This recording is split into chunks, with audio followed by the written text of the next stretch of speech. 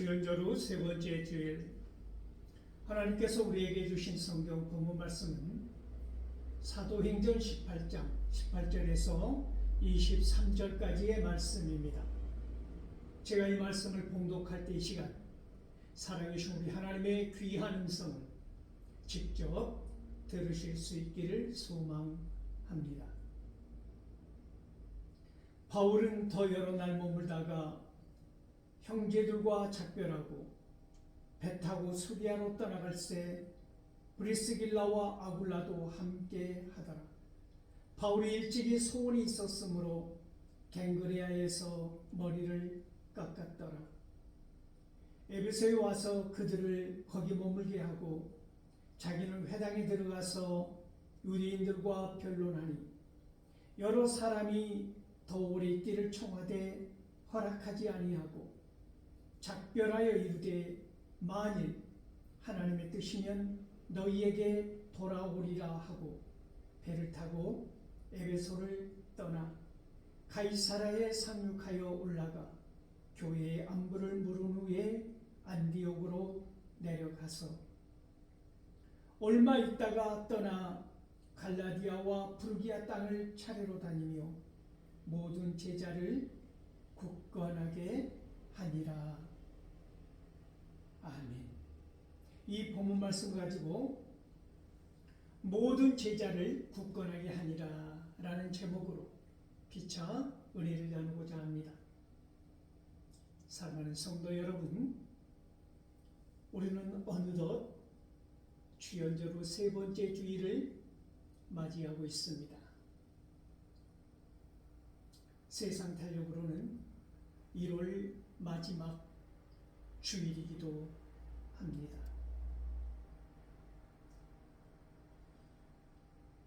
오늘 우리는 사도행전을 연이어서 보고 있는데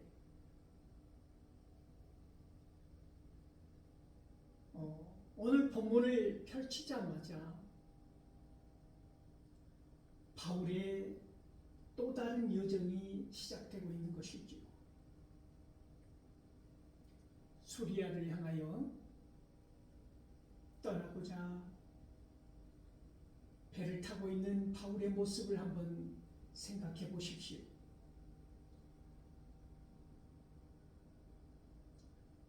고린도에서 바울이 겪었던 많은 고난들, 이 고난들 가운데서 우리가 잊을 수 없는 한 장면은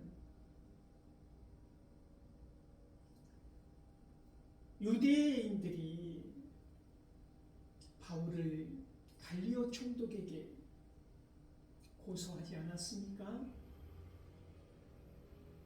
그런데 이 갈리오 총독이 이 소송에 관한 심리를 거부한 장면을 우리는 기억할 것입니다.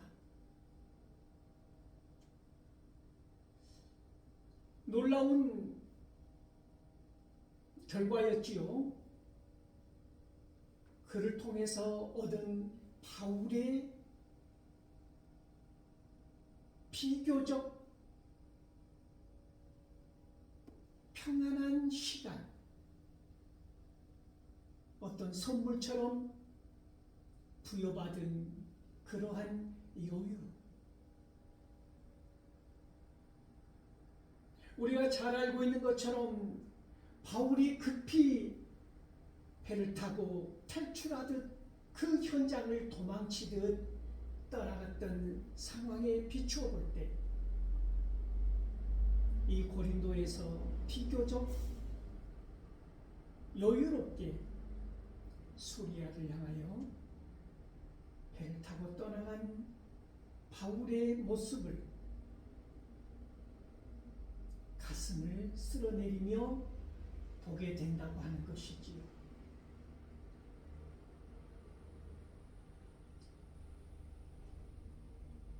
바울이 고린도의 외황 이 갱그레아에서 머리를 깎았다 소원하였던 대로 우리는 참 낯선 문장을 발견하게 되는데 마치 나시린의 소원을 생각하는 것처럼 바울은 갱그리아에서 머리를 깎았다고 하는 것입니다. 본인의 소원하였던 바대로. 그러면 바울은 왜 머리를 깎겠다고 하는 소원을 하였느냐는 것이지요. 구체적으로 어떠한 표현도 누가는 밝히고 있지 않습니다. 오늘 바울의 2차 전도 여행이 끝나가는 바울의 2차 전도 여행이 어느 때입니까? 사도행전 15장 36절에서부터 사도행전 18장 22절까지 바울의 2차 전도 여행이 끝나지 않습니까? 오늘 본문은 바울의 2차 전도 여행이 끝남과 동시에 3차 전도 여행이 시작되는 말씀과 연결되어 있다고 하는 것이지요. 맞닿아 있다. 3차 전도 여행은 그러므로 사도행전 18장 23절에서부터 사도행전 19장 20절까지 기록되어 있는 것 아닙니까?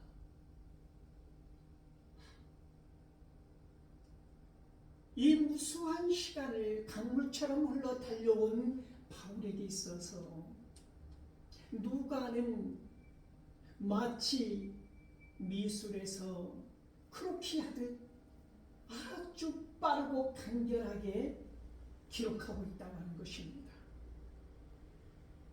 그러나 바울의 시간은, 바울의 전도 여행은 그렇게 간결한 시간이 아니었다고 하는 것이지요. 왜 바울은 머리를 깎겠다고 하는 소원을 할 수밖에 없었는가?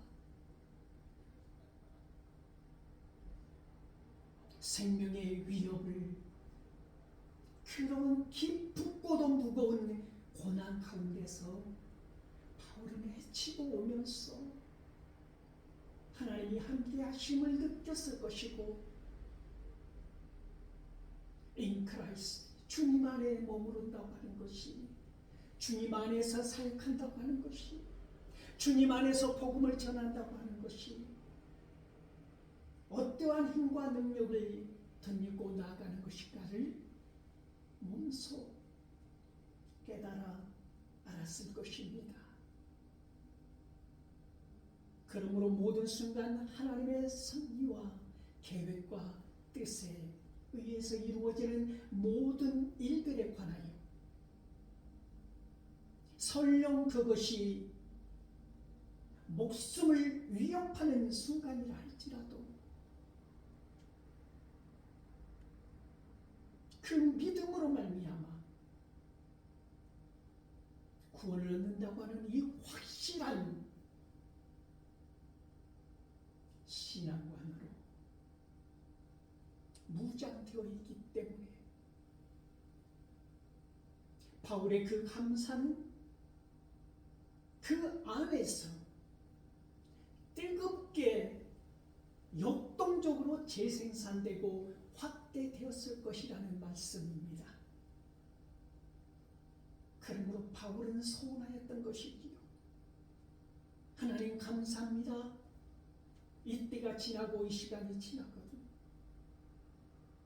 내 마음에 깊은 고백을 담아서 내가 이렇게 소원합니다. 보통 소원하는 기간은 30일. 그 기간이 찼거든. 내가 머리를 깎겠다고 하는 소원을 하였을 것입니다. 하나님께 소원한 것이 있으십니까? 하나님 앞에 소원한 것이 있었거든. 그것을 바울처럼 반드시 지키고 이루어야 한다고 하는 것이지요. 그러므로 성경은 함부로 소원하지 말라고 말씀합니다. 그러나 소원했거든 지키라는 것입니다. 갱그레아에서 머리를 깎는 바울을 보십시오.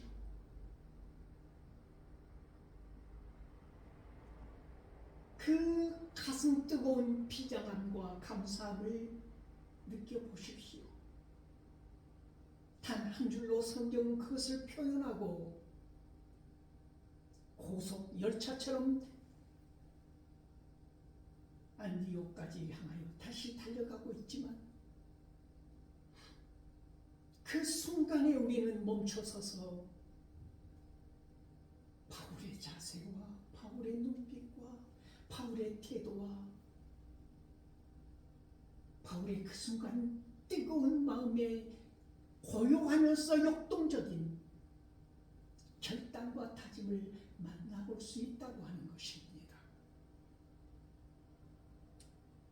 이 여정에 브리스길라와 아굴라가 동행하였다고 성경은 그 이름을 선명하게 드러내고 있습니다. 마치 양각된 도장으로 새겨진 이름처럼 찍혀 있는 것이지요.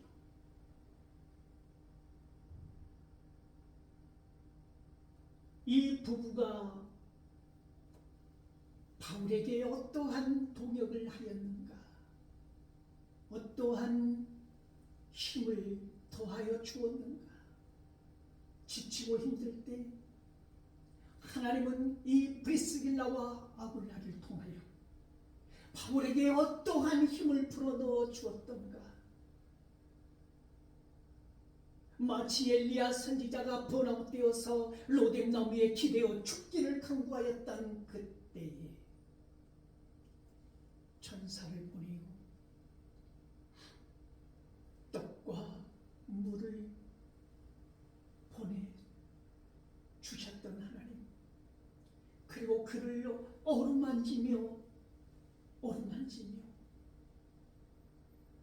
번아웃된 엘리야를 다시 세우셨던 하나님, 그렇게 사역을 하다 보면 브리스길라와 아굴라와 같은 동역자가 있다고 하는 것입니다. 가슴 뜨겁게 새겨지는 그 이름이 있다라고 하는 것이지. 더 글로리아 교회 개척 9주년을 맞이하고 또 달려가고 있는 이때에 저에게도 이 브리스길라와 아굴라와 같은 동역자가 있다라고 하는 것입니다. 그 이름이 가슴에 화인처럼 찍혀 있다고 하는 것이지요. 우리 하나님께서 선물처럼 보내주신 그 이름, 그 이름이 있다라고 하는 것입니다. 그 동역자들과 더불어 그 동역자들이 있음으로 말미암아 이 연약하고 부족한 제가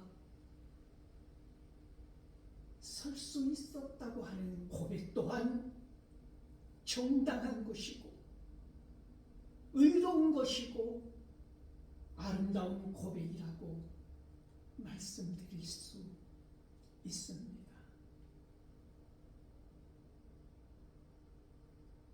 연약한 제가 그 무엇도 그에 대해서 보상할 길은 없지만, 그러므로 그 저의 동역자들을 위해서 새벽마다 저는 365일 새벽 예배를 드리고 있는데 새벽마다 그 이름을 위하여, 그들을 위하여, 그들의 삶을 위하여 기도하기를 쉬지 아니하고 있습니다. 그 브리스길라와 아굴라와 같이 같이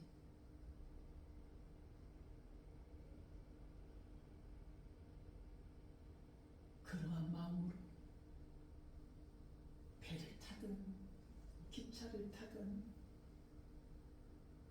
땀 흘리며 뛰어가든 걸어가든 함께 동역한 그 동역자들에게 이 세상이 줄 수 없는 신령한 복과 은혜를 우리 하나님께서 차고 넘치도록 부어주실 줄 믿습니다. 그를 위하여 기도하는 것입니다. 바울의 그 마음이 얼마나 뜨거웠겠습니까? 브리스길라와 아굴라를 보면서 그들을 또 에베소에 남겨두고 떠나가면서 바울의 마음은 얼마나 뜨거웠겠습니까?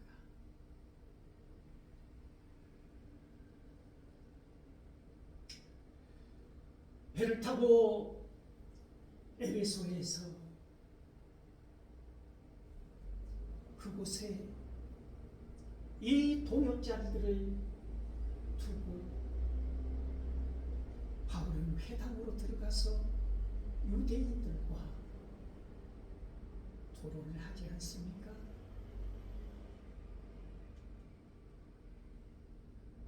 에베소의 유대인들은 고린도의 유대인들보다 더 말씀을 수월하게 받아들였다고 하는 것입니다. 그리고 그들은 부탁합니다. 더 오래 머물러 있기를. 그런데 바울은 그 부탁을 이런 지하에 거절합니다. 그리고 약속으로 그 여지를 또한 남겨두는 것이지요. 하나님의 뜻이면 너희들에게 다시 돌아오리라. 하나님의 뜻을 물었던 바울, 하나님의 뜻을 먼저 생각했던 바울, 하나님의 계획 앞에서 자신의 모든 의지를 꺾었던 바울, 나를 쳐서 복종하기를 원했던 바울의 신앙을 오늘 만나볼 수 있기를 바랍니다. 하나님의 뜻이 아니면, 하나님의 계획이 아니면 섣불리 내 의지로 팔을 내딛지 않았던 바울,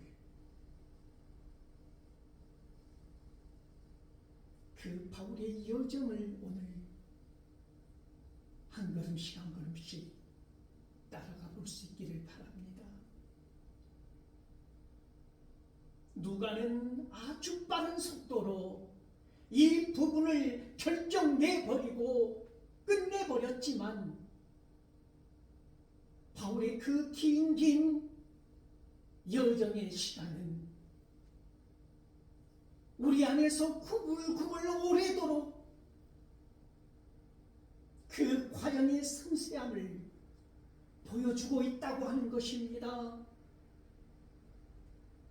성경은 짧아도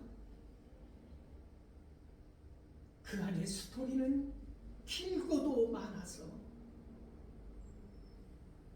우리는 그 한 장면 한 장면을 가슴 뛰며 또는 가슴을 졸이며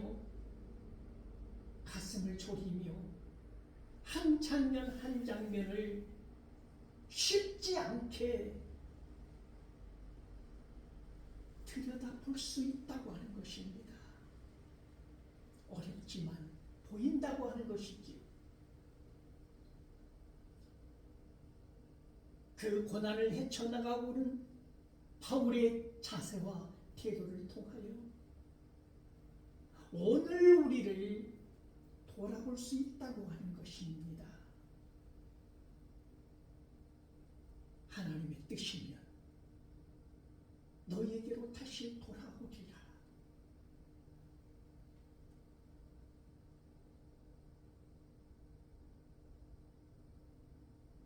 인기를 위한 사람들의 마음을 얻기 위한 발언이 아니라 하나님의 마음에 합하기 위한 발언이라고 하는 것입니다. 복음을 전한다고 하는 것이 나의 이름을 드높이고 나를 전하는 것이 아니라, 나의 열정을 전하는 것이 아니라 하나님의 사랑을 전달한다고 하는 이 바울의 자세에서 우리는 뜨겁고도 고요한 사라지지 아니할 이 복음의 열정, 그 사랑을 손으로 만져볼 수 있다고 하는 것이지요.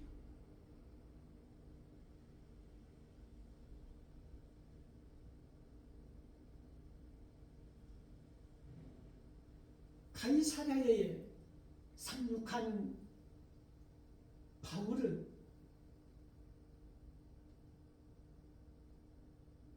교회로 가서 안부를 묻지 않습니까?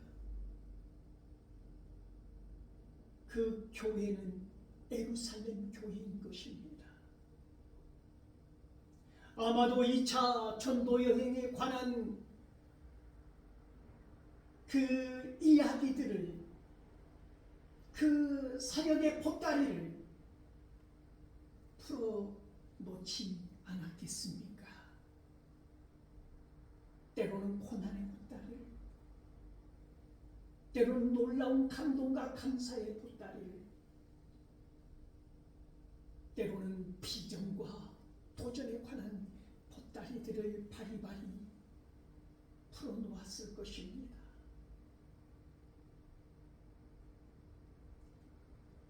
그리고 그는 수리아 안디옥으로 내려갔다고 하는 것이지요.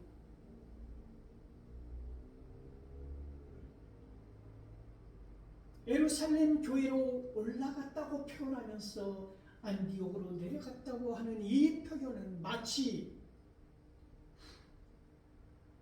우리가 서울 올라간다, 어느 곳으로 가든 서울에서 내려간다, 이런 관용적인 표현인 것처럼 그렇게 쓰여진다고 하는 것이지. 수리아 안디옥으로 내려간 그 바울은 처음 자신을 파송했던 그 안디옥, 수리아 안디옥 교회를 다시 방문하는 것입니다.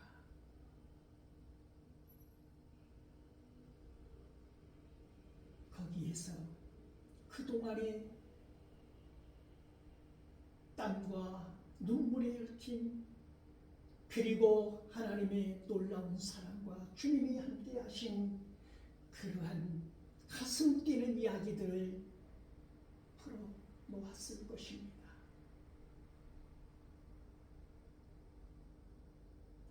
그리고 거기에 잠시 머물던 바울은 고인물처럼 머물러 있지 않습니다. 한 곳에 오래 주저앉아 있지 않습니다. 고린도에서 1년 6개월 정도, 에베소에서 한 3년 정도, 그렇게 또 바울은 달려가는 것이지요.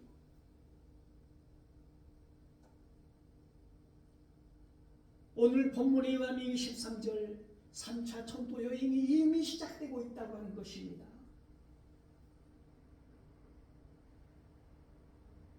그는 갈라디아와 프루기아를 향하여 나아가지 않았습니까? 그곳에서 피시디아 안디옥, 이고니온, 루스드라, 더베에서 1차 전도 여행 때 개척했던 교회들을 2차 전도 여행 때 견고하게 세웠던 그 교회들을 다시 방문하고 다시 견고히 세우고 흔들리지 말기를, 그 믿음이 소멸되지 않기를, 돌아보고 기도하고 권면하고 견고하게 세우는 바울을 생각해 보십시오.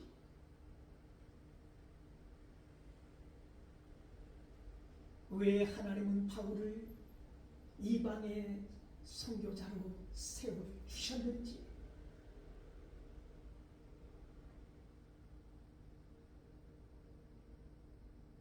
오늘 바울의 사명이 우리의 사명이어서 나는 머물러 있지만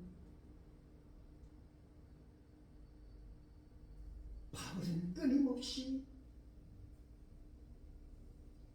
전진하기를, 나아가기를, 달려가기를 원하고 있다고 하는 것입니다. 한순간도 머물러 있기를 원하지 아니하였던 바울의 그 믿음이 오늘 우리에게 역동적이기를, 그러나 고요하기를, 그러나 역동적이기를 동시에 요구하고 있다고 하는 것이지요.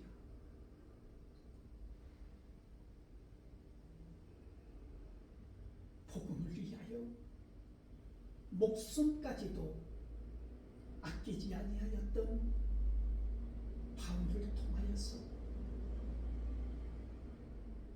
그 먼 거리와 그 깊은 고난과 수렁 속에서도